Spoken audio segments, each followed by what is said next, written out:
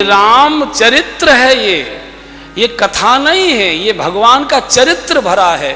चरित्र करके दिखाया जाता है, उन्होंने करके दिखाया है। जो मैं कर रहा हूं वो आप करिए, अब राम बन जाओगे। ये पूरी आचार संहिता है।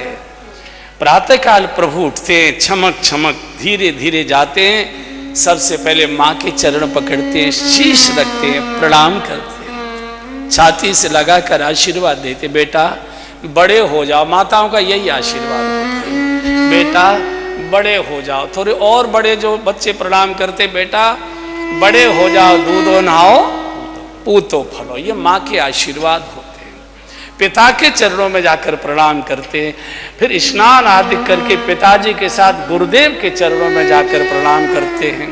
पूरी आचार संहिता का प्रभु ने पालन किया है। मातृ देवो भव, पितृ देवो भव, आचार्य देवो भव। और मैं पिछले अनेक वर्षों से सारे देश में गा रहा हूं मंगलमय परिवार। मैंने इसी 3 मंत्रों के साथ आगे को बढ़ाया है।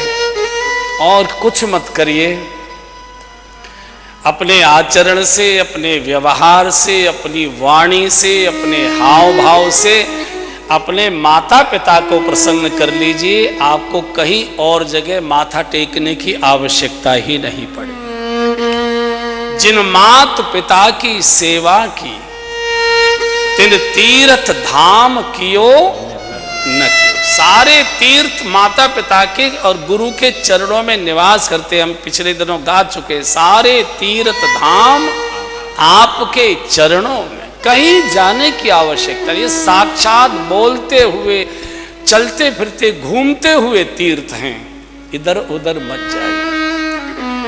और जिसने अपने माता पिता को अपनी वाणी से, व्यवहार से, आचरण से दुख दिया, क्लेश दिया, रुलाया, उसको दुनिया के तीर्थ भी पवित्र और शांत नहीं कर सकते। उसके हृदय में जलन रहेगी, उसको वृद्धावस्था तक पश्चाताप रुलाएगा, पश्चाताप रुलाएगा कि मैंने अपने माता पिता को रुलाया था।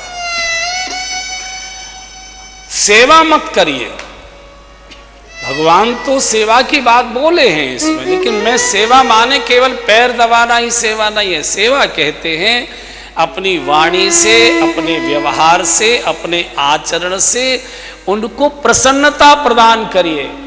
ऐसी बोली मत बोलो।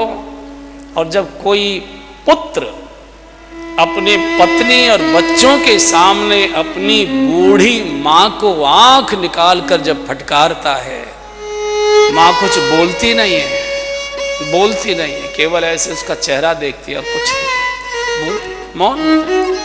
लेकिन उस समय माँ को प्रसव का दर्द याद आने लगता है। 1000 बिच्छू एक साथ डंक मारे, उनकी जितनी पीड़ा होती है वो पीड़ा माँ को बच्चे को जन्म देते समय माँ उसे सहन कर लेती है प्रसन्नता से। मालूम है गोद भरेगी मेरी, मेरा बेटा है। वही बालक जब बूढ़ी माँ को चीख कर डांटता है, बहुत बोलेगी नहीं, भोजन नहीं करेगी, कोने में बैठकर रोती रहेगी। ये सबसे बड़ा पाप है, इसके बड़ा कोई पाप नहीं है। माँ का आशीर्वाद अमोघ होता है। आशीष तब अमोघ विख्याता। एक बार को गुरु का आशीर्वाद फलित नहीं होने में देर कर सकता है, पिता का आशीर्वाद हो सकता है लगे ही नहीं, क्योंकि पिता की इतनी शुद्ध आत्मा नहीं होती। माँ की तो आत्मा बेटे के लिए बहुत ही शुद्ध होती है, बहुत ही शुद्ध। अरे हनुमान जी को देखिए ना, सारे जो कुछ हनुमान जी के पास था माँ के आशीर्वाद के कारण से। आशीष दीन है